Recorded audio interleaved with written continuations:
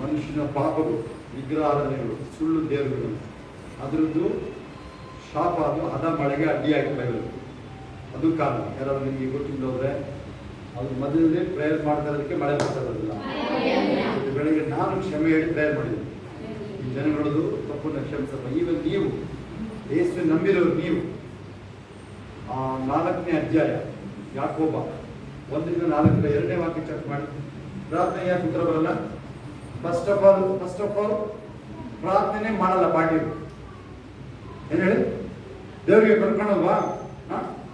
ಹಂಗೆ ಉತ್ತರ ಕೊಟ್ಬಿಟ್ಟು ದೇವರೆಲ್ಲ ಕೊಟ್ಬಿಟ್ಟು ನಿಮಗೆ ಪಕ್ಷ ದೇವರಿಗೆ ನೀನು ಏನ್ ಬೇಕಾದ್ರೂ ಮಾಡ್ತಾನೆ ಆ ಥರದವ್ರು. 2ನೇ ವಾಕ್ಯ ನೋಡಿದ್ರೆ ಪ್ರಾರ್ಥನೆ ಮಾಡೋದ ಅಂತ. ಆಮೇಲೆ ಪ್ರಾರ್ಥನೆ ಮಾಡೋದ್ರಿಂದ ಭೋಗಗಳು ಉಪಯೋಗಿಸ್ತಾರೆ. ಇದರಿಂದ ಆಶೀರ್ವಾದ ಹೊಂದ್ಕೊಂಡು ಹೋದವನು ಲೋಕದಲ್ಲಿ ಮೆರೆಯದು ಹೋಗಿ. ಹೌದಾ? ನೆಕ್ಸ್ಟ್ ಇನ್ನೇನು 3 ಕಾರಣ. ಇನ್ನೊಂದು ಕಾರಣ ಯಾವುದು?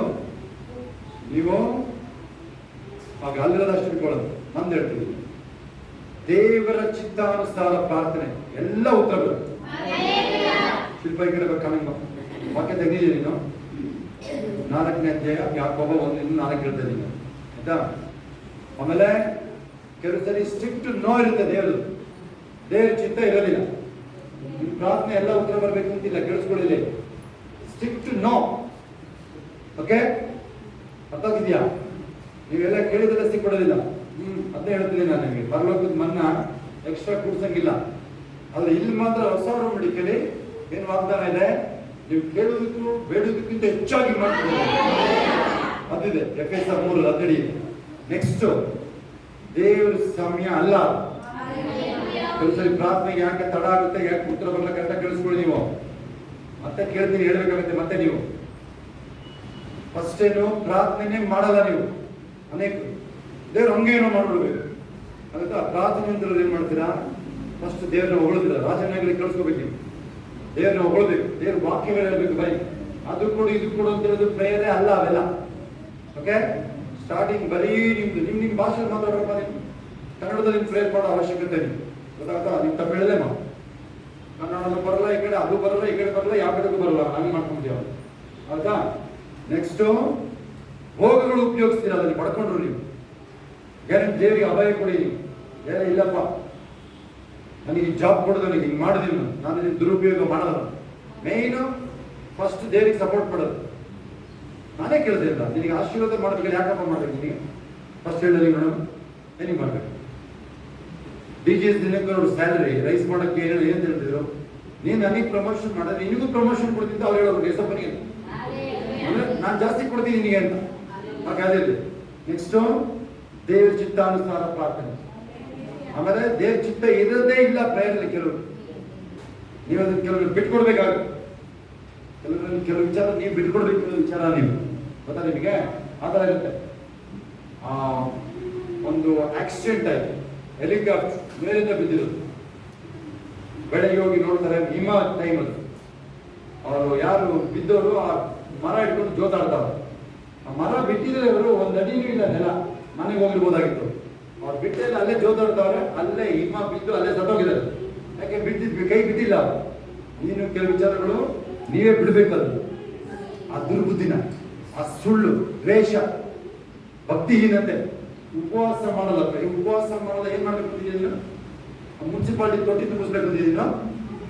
ಏನ್ ಮಾಡ್ಬೇಕು ಅಂತಿದ್ದೀನೋ? ಇನ್ನೇನ್ ಮತ್ತೆ ಇನ್ನೇನ್ ಕೆಲಸ ನಿಮಗೆ ಲೋಕದಲ್ಲಿ? ನಿಮಗೆ ಏನಕ್ಕೆ ಉಪವಾಸ ಪ್ರಯ ಮಾಡಲ್ಲ ನೀನು? ಅದಾದ ನಿಮಗೆ ಆಮೇಲೆ ಬಂದು ಏನೋ ಕಾಪಾಡು ಅಂತ ಹೇಳ್ತೇನೆ. ನೀವು ಎಲ್ಲ ಕ್ಲೀನಾಗಿದೆ. ತೆಗೀರಿ. 4 ಅಂಶಗಳು: ವಾಕ್ಯೋಪದೇಶ, ಉಪವಾಸ, ಪ್ರೇಯರ್, ಅಪೊಸ್ತಲರ ಸೀಕ್ರೆಟ್, ಅಪೊಸ್ತಲರ ಕೃತ್ಯಗಳು 6:4. ವಾಕ್ಯೋಪದೇಶ. ನೀವು ವಾಕ್ಯ ಹೇಳ್ಬೇಕು, ವಾಕ್ಯನ ಹೇಳ್ಬೇಕು ಹೊರಗಡೆ ಹೋಗಿ.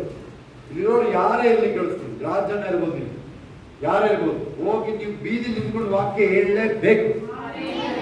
ಆ ಸಮಯ ಬಂದಾಯ್ತು ಈಗಾಗಲೇ.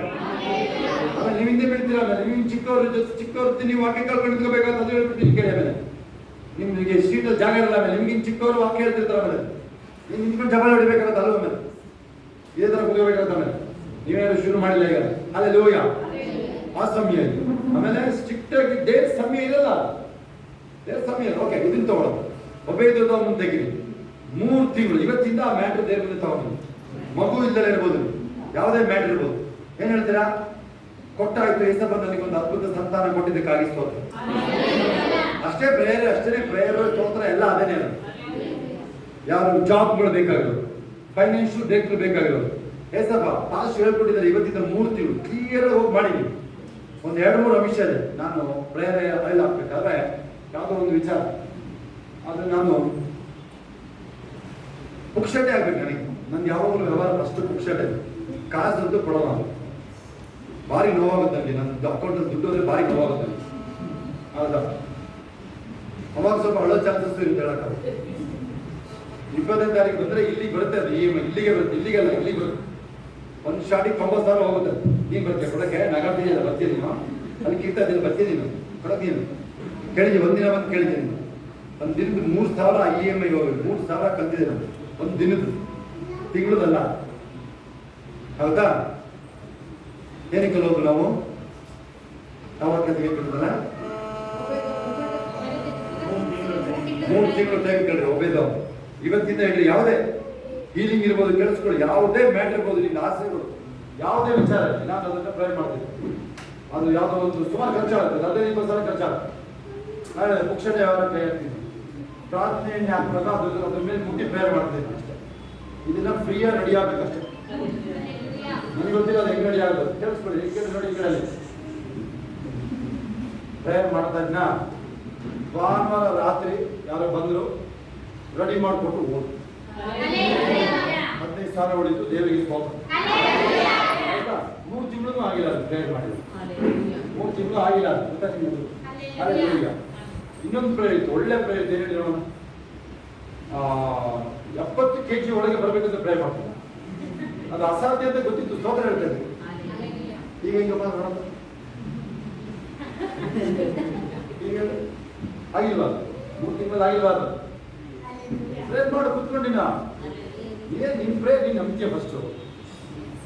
ಎಲ್ಲ ನಂಬಲ್ಲ, ಅವ್ರ ಪ್ರೇಯರ್ ಅವರೇ ನಂಬಲ್ಲ. ಅಲ್ಲಿ ಪ್ರಾರ್ಥನೆ ಮಾಡಿರ್ತಾರಲ್ಲ, ಅದೇನಾಗುತ್ತೋ ನೋಡೋಣ ಅಂತ ಆ ಥರ ಕೂತಿರ್ತಾರೋ, ಅದಕ್ಕೆ ಬಂದಿರಲ್ಲ ಉತ್ತರ. ಅದು ನಾನು ತೆಗಿದಿದೆ 11 ಮಾರ್ಕ 11:23-24 ನಿಜವಾಗಿ ನೀವು ಪ್ರಾರ್ಥನೆ ಮಾಡಿ ಏನೇನು ಹೇಳಿದಿರ ಅದೆಲ್ಲ ಒಂದು ಕಣ್ಣು ಆಯ್ತು ಅಂತ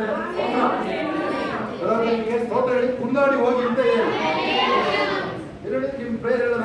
ಹೇಳಿ ಪ್ರೇಯರ್ ಆಯ್ತು, ನೋಡಮ್ಮ ಏನಾಗುತ್ತೆ. ಮಣಿಪುರಿಂದ ಒಂದು ವಿಡಿಯೋ ಬಂದ, 4 ಜನಕ್ಕೆ ಬರ್ತಾ ಇಲ್ಲೋ ಅಸಾಲ್ಟ್ ಮಾಡಿದ್ರೆ ಒಬ್ಬನು ಸಾಯಿಸ್ತಾರೆ, ಬಿಷಪ್ನೇ ಸಾಯಿಸ್ತಾರೆ.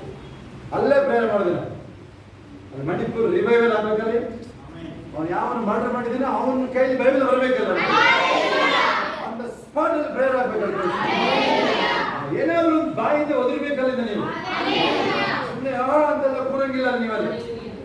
ಹೇಳಿ ವ್ಯವಸ್ಥೆ ನನ್ನ ಪರವಾಗಿ ಕೆಲಸ ಮಾಡ್ತಾರೆ, ವ್ಯವಸ್ಥೆಯನ್ನು ನಾನು ಬದಲಾಯಿಸೋ ವ್ಯಕ್ತಿ ನಾನು. ಏನ್ ಬೇಕು ನಾನು ಪಡ್ಕೊಂಡೇ ಸಿದ್ಧ ನಾನು. ಅಲ್ಲೆಲ್ಲೂಯ್ಯ.